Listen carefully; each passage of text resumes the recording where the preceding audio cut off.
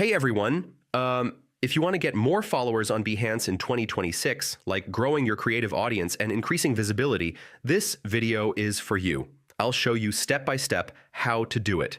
First, open Behance and optimize your profile. Add a professional photo, strong bio, and clearly define your design niche. Next, upload only high-quality projects. Low-quality work will not attract followers. Now use eye-catching cover images. Your first image should immediately grab attention. After that, stay consistent by uploading new projects regularly. This keeps your profile active and discoverable.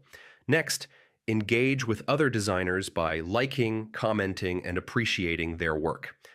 This helps you get noticed. Now add proper tags like UI design, branding, or illustration. This improves search visibility.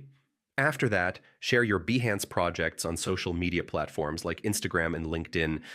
More traffic brings more followers. Finally, follow other designers in your niche. Many users will follow back if your profile is strong.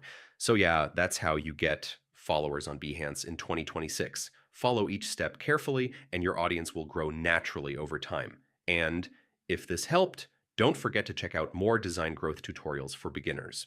Hey everyone!